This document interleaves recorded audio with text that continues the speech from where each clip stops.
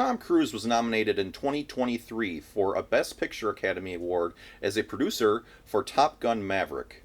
Prior to that, he has never won an Academy Award, and his last nomination was in 2000 for a supporting role in Magnolia. With Best Actor nominations in 1990 for Born on the Fourth of July and in 1997 for Jerry Maguire, you would think he is overdue. But after his loss in 2000, Cruise shifted to be more focused on his high-octane action career. With only a few roles in the last 25 years that could realistically qualify him for a nomination, chances of him taking home the gold have been slim. Now that his Mission Impossible franchise is winding down, and it is looking like Father Time may be hindering him from the amount of stunts that he realistically can do anymore. I mean, he can't be injured on every single film he's doing. Maybe it is about time that he shifts career gears once again. Maybe it is time that we get Cruise that Oscar.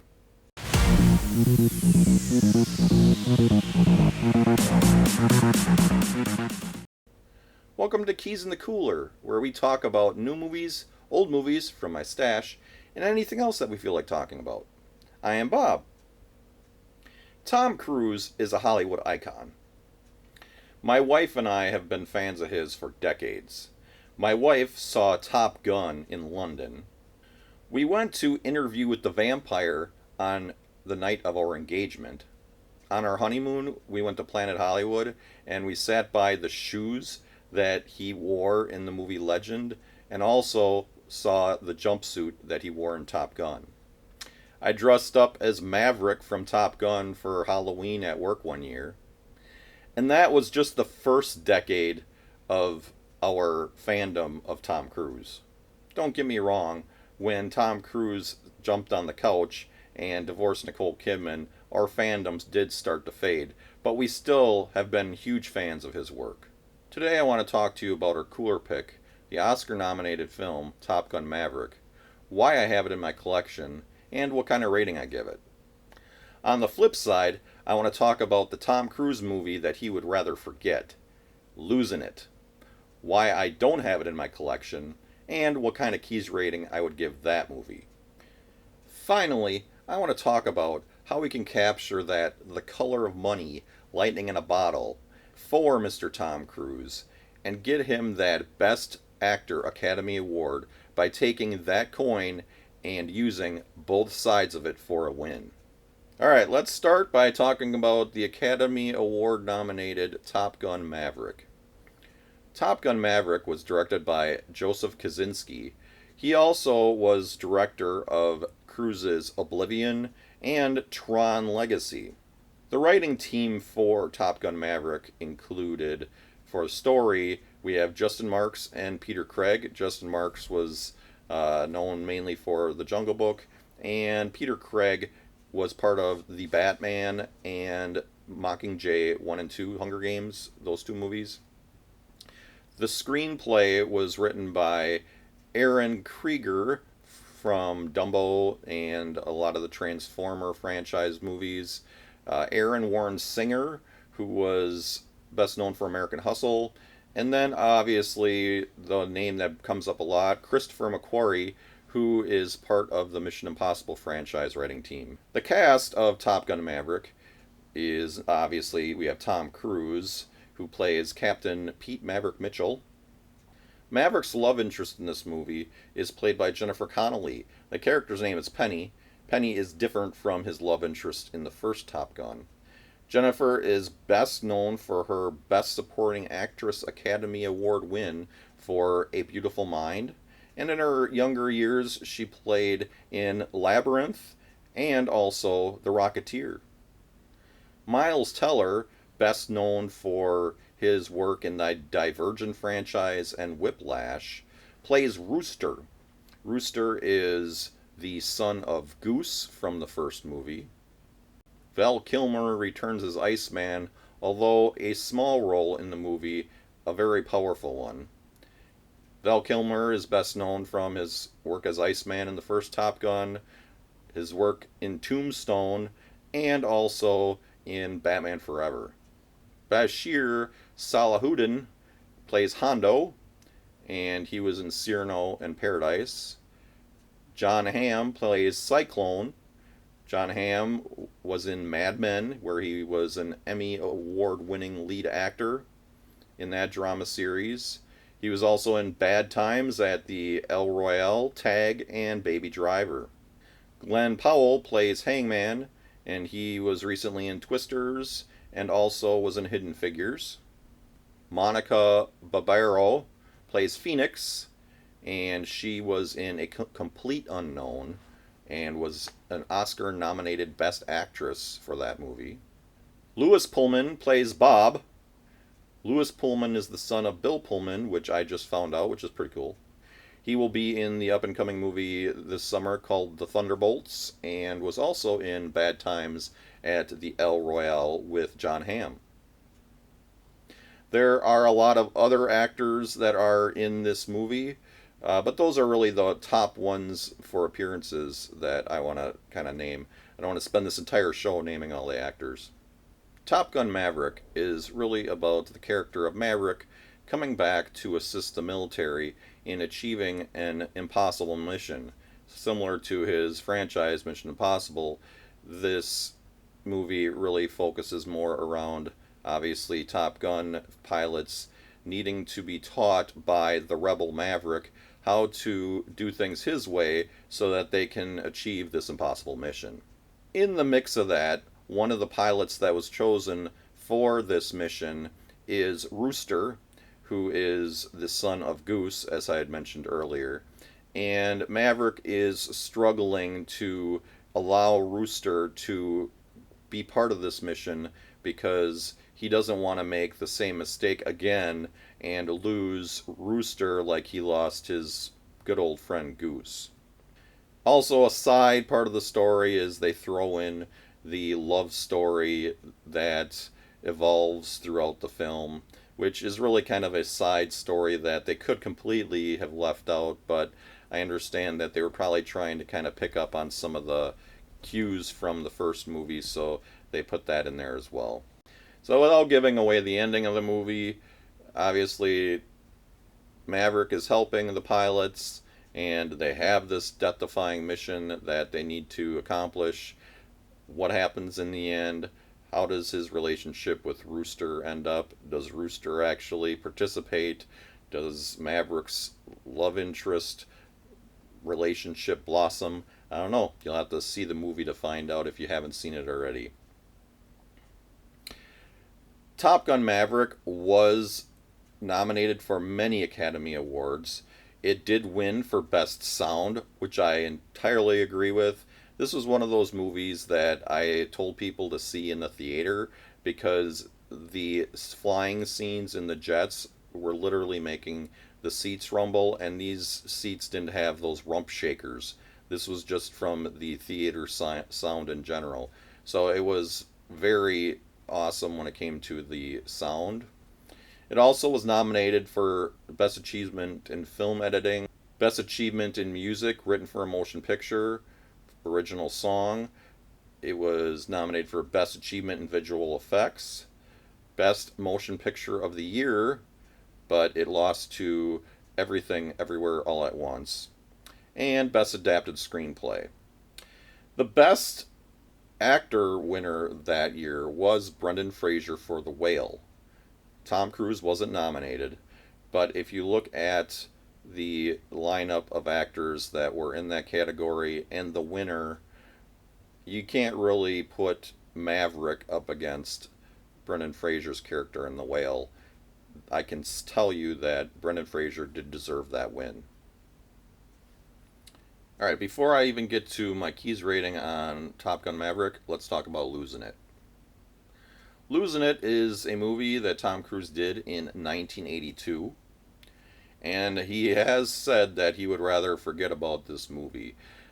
This movie was done in between when he did Endless Love and Taps, and then the year after this movie he did The Outsiders and Risky Business, so it was right in the middle there. The director of this movie was Curtis Hanson, who passed away in 2016. He was the director of the movie The Hand That Rocks the Cradle, LA Confidential, and 8 Mile. So he was a pretty good director because those movies are stellar. The writers, on the other hand, the story was written by Brian Gindoff, who doesn't really have much else to his credit, and the screenplay was by Bill Norton, and the only other thing worth mentioning that he's done is More American Graffiti. The stars of the film are obviously we have Tom Cruise, who plays Woody, and we have Jackie Earle Haley, who plays Dave. Now, Jackie, before this, was best known for The Bad News Bears and Breaking Away.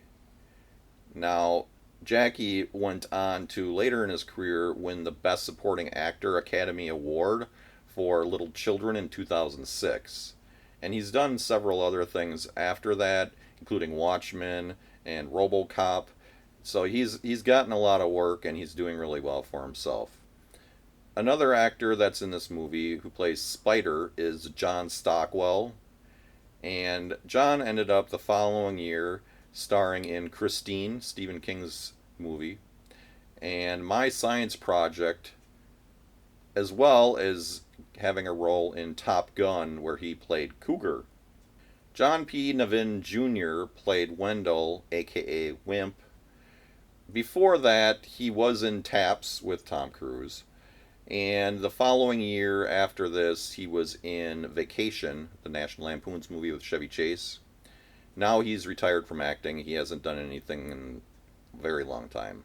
Shelley Long is also in this movie, and she plays Kathy. Before this, she was in the movie Caveman and Night Shift. Now, the same year that she was in Losing It, she started starring in the TV show Cheers, where she actually ended up winning an Emmy for that portrayal of Diane Chambers. Losing It is about three friends that skip out of school to take a road trip to Tijuana, where they want to lose it, their virginity, and one of them, Dave, wants to score some Spanish fly so that he can lose it some more back at home. Now, the three friends, Woody, Spider, and Dave, ended up dragging along Dave's little brother, Wendell, mainly for cash. And Wendell is on a journey there to score some fireworks because, he's got to make some money. Along the way, they end up picking up Shelley Long's character, Kathy. She ends up being in the middle of leaving her husband and grabs a ride with them to Tijuana so that she can get a divorce. Needless to say, everything goes crazy. Spider ends up in prison. Dave ends up almost losing his hot car.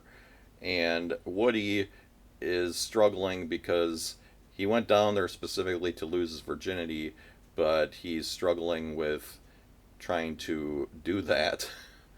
Kind of an interesting plot point. And Shelley Long is there to try to help Woody through this situation that he's going through, struggling with his loss of virginity. Needless to say, the story is not very, deep or complicated, and I can see why this really wasn't a huge hit for Tom Cruise, and probably one that he wants to forget. Now to the Keys ratings. Just to update everybody, if you haven't seen this show before, we rate the movies from 1 key to 5 keys, 1 being the worst, like I fell asleep, shut it off, or couldn't watch the whole thing. Just, it's an awful movie. 5 keys is award worthy. I definitely think this is a great movie and should be part of my collection. Recommend it to everybody. Great movie. So 1 to 5 keys. Let's start with Top Gun Maverick. Now, Top Gun Maverick is part of my collection, and as I had mentioned earlier, the sound in the movie was stellar. I walked out of the theater very impressed, was telling people to go see it in the theater, and I do agree that it was worthy of all the nominations it got at the Academy Awards, including the nomination it got for Best Picture. That being said, I don't think it should have won Best Picture, but I did think it should have been recognized, which it was. I give Top Gun Maverick 5 Keys. Now, on the flip side of the coin, we have Losing It. Losing It, I can see, as I mentioned, why Tom Cruise would want to just forget about this movie. I don't think it was unwatchable. I didn't fall asleep watching it, but it was one of those movies that I wouldn't put in my collection. I don't recommend it to people to watch, and I only give Losing It 2 keys. Mainly because the story is pretty shallow, and the whole story in general is. I actually kind of felt embarrassed for Tom Cruise that he had to star in this movie, and my understanding is that I don't think he went into it realizing exactly what he was getting into, and he was going off of what his manager or agent was recommending. And I believe after this, he ended up firing his agent, which, as you saw, he ended up doing The Outsiders and Risky Business after this, so that was a good move. Alright, now we want to talk about the elephant in the room, which is Tom Cruise not winning an Academy Award ever. Why doesn't Tom Cruise have an Academy Award yet? I mean, yeah, he lost to Everything Everywhere All at Once for Best Picture, but I'm talking about specifically an actor award because that's the primary thing that Tom Cruise should be recognized for is his acting. Now, the years that he lost, let's look at who he lost to. I think one of the reasons he lost in prior years was the competition. Now, when he was doing Born on the 4th of July and was nominated for Best Actor for that, the winner that year was Daniel Day Lewis for My Left Foot. Understandable, great role, great actor, tough competition. Now, the year that he was nominated for Jerry Maguire, he lost to Jeffrey Rush in Shine. Again, great actor, great role, great movie, understandable. Now, the last one where he was nominated was Best Supporting Actor for Magnolia, and he lost to Michael Caine in The Cider House Rules. Again, great actor, was overdue for a win, great movie, competition. So the three big losses he had, I do believe, was because of the competition. You need to really have that role that sets you apart from everybody else, and that people can say this was worth winning over everybody else. I mean, not saying he didn't do a great job, he did, but in the end, the competition was tough. So I think another reason why Tom Cruise might not be getting nominated for a Best Actor nomination in the Academy Awards is likability in the industry. So it's not that the fans don't like him, but in the industry, those people that are nominating the best actors and also looking at who they want to win are also, there's a little bit of popularity there. So if you look at Tom Cruise's career, he has steadily become more and more the type of person that likes to be a taskmaster on his movies, especially the ones he's producing. He wants to make sure everything's, running a certain way, and a lot of times, depending on how you do that, you might not come across as being the most likable person. Also, I don't think Scientology has helped him any when it comes to his likability and his personal life with things going on with his kids and his wives and those types of things. That type of thing does affect the way people are looking at you and if they want to give you recognition for your achievements in your career. So that probably doesn't help him too much either. Now, I had talked about over the years that there were other movies that he was in that, he should have been nominated for. And to me, I am surprised that he wasn't recognized more for his roles. Online, it is mentioned that he should have been nominated for certain movies. And those would include, like, his role in The Color of Money with Paul Newman. Not nominated for that part. Rain Man with Dustin Hoffman. He was overlooked for that. A Few Good Men with Jack Nicholson. He was overlooked there. The Last Samurai, which was more recent, where he wasn't nominated there either, and that role was pretty impactful. Collateral, where he actually plays a bad guy, which was a new turn for him. He wasn't nominated for that.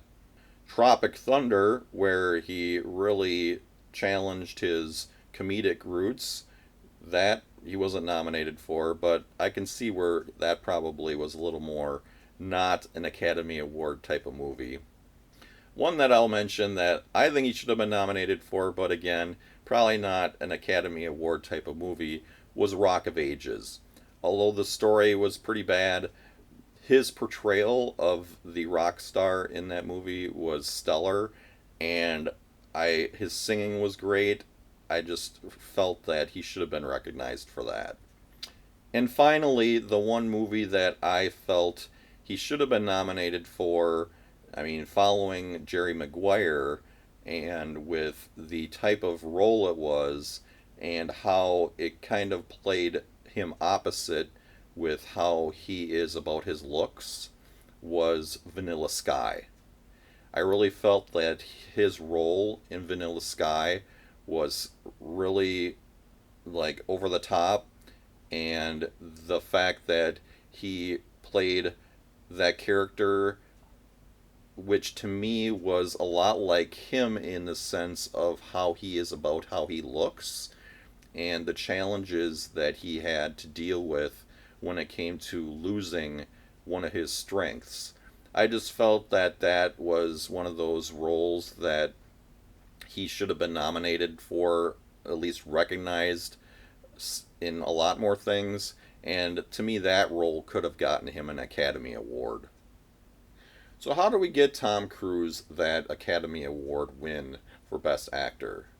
Well, my thought is that what Tom Cruise needs to do is what Paul Newman did with Martin Scorsese's The Color of Money in 1986. Now, The Color of Money is actually a sequel, but not a sequel, to The Hustler from 1961, where Paul Newman played the same character. You can watch The Color of Money and not have watched The Hustler. The movies do not, I mean, they go together, but they don't need to go together. It's not like you're going to miss something if you didn't see The Hustler. Now, I didn't see The Hustler until a couple of years ago, and so I've gone all these years watching The Color of Money without even watching The Hustler. Now, I do think that Tom Cruise may have tried to do the Color of Money thing with Top Gun Maverick, but there was a problem with what he tried to do. The problem is that Pete Maverick Mitchell, that character, is not dramatic enough of a character in Top Gun Maverick to have been able to compete in the same arena with all these other actors and their characters for the Best Actor Academy Award. I mean, yeah, the movie itself was great, but to be a Best Actor nominee, you need to have that dramatic, powerful role, and I don't think that Pete Maverick Mitchell was the right character for Tom to try to get a nomination. Now, what I think Tom Cruise needs to do is have a movie about loss, because that seems to be one of those topics that tends to bring out those dramatic roles, and I think that it will definitely have some meat in it that Tom Cruise can work with. So, I mean, examples of films that I think would be good lost movies to compare to what we're looking for the feel. You have Ordinary People, which was a movie about loss. That was a huge Oscar movie. The Big Chill, and more recently, The Descendants with George Clooney. Those movies are Oscar worthy, and I think that's kind of what he needs to go for when it comes to the feel of the movie. All right, so we have all these movies in Tom Cruise's catalog. We obviously do not want to take The Color of Money and make another sequel to The Color of Money. So you have The Hustler, The Color of Money, and then whatever Tom Cruise would make, because that's just, I don't think that would work. But what you need to do is you need to look at that catalog and pick one movie that would be good for making into a not so sequel, And I think that's where losing it comes into play. I know Tom Cruise wants to forget about losing it, but this is a great opportunity to take that movie, which is a lemon, and make it into the Oscar nominated film for Best Actor, and it would be the one that gets him the win. How do you do that? Well, here's what you do. For one, the movie is called Lost It. It is the sequel, not so sequel, to Losing It. Lost It. The original movie took place in 1965. And what we're going to do is we're going to take the characters from Losing It, and they're going to return 45 years later. So, again, 1965, and we're going to fast forward the characters to the year 2010. Now, here's the story that they should go with. Woody, which is Tom Cruise's character, has recently lost his daughter and grandchild in a tsunami that hit the Samoa Islands while they were on a family vacation. Now, unable to cope with this loss, Woody's wife gets a divorce because every time she looks at Woody, all she can do is think about her lost family. So Woody is not only dealing with the loss of his daughter and grandchild, but is also dealing with the loss of his wife because she left him. Woody discovers this thing called Facebook where he ends up connecting with Kathy, which is Shelley Long's character, and Shelley Long does come back to play her character from the old movie. She meets up with Kathy on Facebook and connects with her. The reason he connects with her is because he remembers back then in 1965 that she was dealing with divorce herself, and when he was dealing with his troubles, she was a very calming presence for him back then in his younger years, and he feels like he needs that now. So that is why he connects with her on Facebook. Alright, Kathy, who is Shelley Long, she wants to get the old gang together to try to lift up Woody and bring him back from his being down and out. So she contacts Wendell. And Wendell, that character that played Wimp, so the actor who played Wimp, he's far retired from acting. So what we're going to do is we're going to bring some meat into this cast, and we're going to bring Sam Rockwell in to play Wendell. Now Sam, he can play a lot. He's also Oscar winner.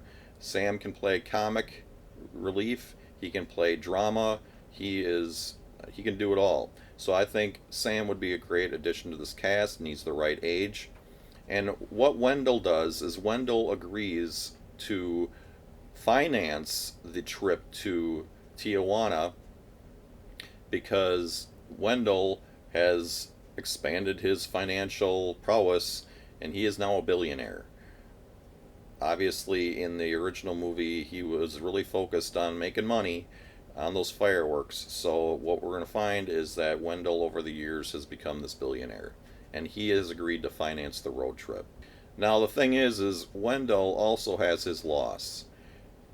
He has been so focused on money that money has been his family, and he actually has chosen his money and riches over everything else, including his family.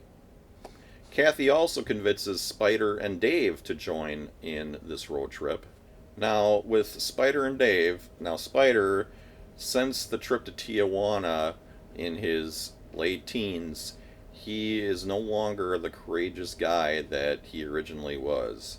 Spider, because he was thrown in jail in Losing It, he lost his courage and he fears Tijuana. He wants to stay away from Tijuana. He's kind of like the new Wimp.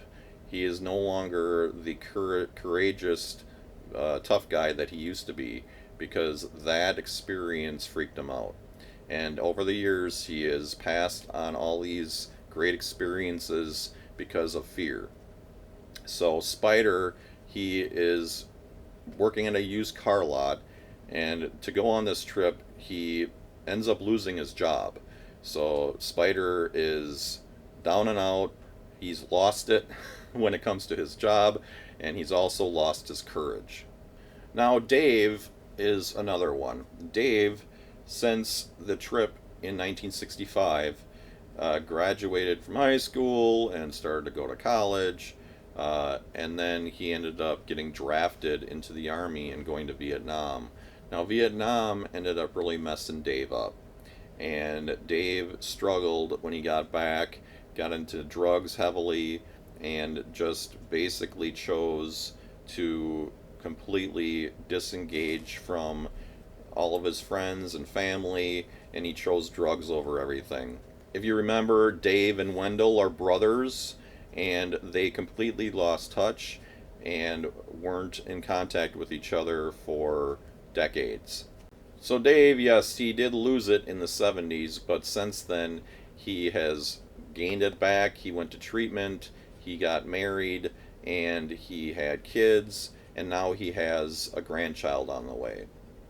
So when Kathy calls and he hears that he may have a chance to connect with Wendell again, he decides that it's about time that he faces that demon because him and Wendell haven't talked in decades. And so he agrees to be the chauffeur for the road trip, and he uncovers, guess what? Yes, the car from the original movie he has had in storage for all these years, and that is the car that he will use to chauffeur the trip to Tijuana. Now, that is just the beginning of the movie. The movie ends up evolving through the road trip to Tijuana, all these characters getting together and being able to start to face their demons.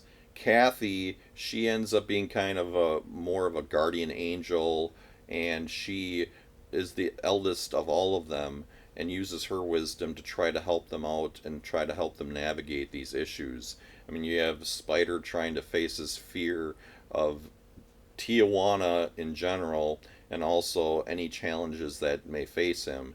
And you have Wendell and Dave that are trying to repair that family relationship. And of course, the main one of all, Woody, is looking to try to overcome his loss of not only his wife, but also his child and grandchild. Now, in the end, Spider faces his fears, and when he hits Tijuana, I mean, his fears are at their peak because that was a nightmare for him. And he ends up facing his fears, and in the end, he decides to stay in Tijuana and start his life there, and things turn around for him there, including opening his own business. And obviously, we have Wendell, who's a billionaire. He's probably going to help him finance that. I mean, Spider's pretty broke at this point, but hey, I think that Wendell would pitch in and help him out. Now, when it comes to Dave and Wendell, I think the movie should close where Dave and Wendell look past all those old issues that they had, and Dave ends up inviting Wendell to his house, where Wendell ends up meeting Dave's family, and they are a big family once again. Kathy, well, she's the eldest of them, the guardian angel, and she's just happy that she can retire and knowing that she helped her old friends once again. Now, Woody's character is going to be a little more complicated, how that all ends. Obviously, he's dealing with a lot, and he needs to come to a sense of peace with the loss, and he's not going to connect with Kathy as his girlfriend or anything like that. Ultimately, we need Woody to be happy with being by himself, with himself, and not and knowing that he is okay. So I think for Tom Cruise, this would definitely be a role that he could sink his teeth into. I mean, he has gone through his own loss when it comes to family, and I think that this would be a great role for him to be able to express that loss on film. And I just think it would be great for him to use that personal loss in this type of movie. Now, he is going to have to hold his own on screen because, I mean, you're dealing with a lot of actors that he's going to be starring in this movie with that have won Oscars and also Emmys. But he is used to that. I mean, he starred with Paul Newman, Dustin Hoffman, Jack Nicholson. He should be able to hold his own with this cast, and be able to go above those other actors. Because, I mean, he's Tom Cruise. He should have the confidence now. You want to hear me say it? You want to break me down? All right, I'm afraid. For the first time in my life, I'm afraid. It was just an idea, not that saying that this movie will get made. But hey, if Tom Cruise wants this movie and he wants this idea and he wants to create it, he has my permission to use my idea. Just put a little thank you at the end of the movie. That's all I ask. So that's my idea on how Tom Cruise can get an Academy Award. We're going to make that movie Lost It. Alright, it's that time again to get to the cooler pick. Now, there's some people that are like, you don't have over 1,000 movies. Well, I am specifically filming this here today without a green screen to show all of you the movies that I have. So this is the 1,000 movies that I have cataloged, and some people might be like, well, why don't you have them digital? Well, yeah, I think it's probably a good idea to put them on digital, but for me to take over 1,000 movies and put them on digital takes quite a bit of time. So it was kind of a choice. Do I spend my time putting these on digital, or do I spend my time making these videos for you, watching my movies and sharing them? And you know what? If some of these physical media discs start to erode or get what they call the disc rot or whatever, well, you know, it is what it is, but I'd rather spend my time watching them and sharing my thoughts on them with you than to actually put them on digital media. Also, if you are curious, the cooler itself, here's the cooler. Oh, sorry, Jack. So the cooler itself, as you can see, those are the 1,000 movies. They're little pieces of paper in there. So I don't have one movie in there that I'm picking out. So it is, you know, random. And I don't have control over this. So let's see what the next pick is.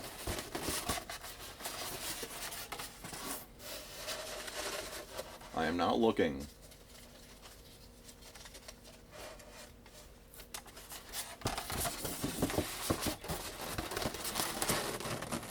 Alright, our next movie is War of the Planet of the Apes.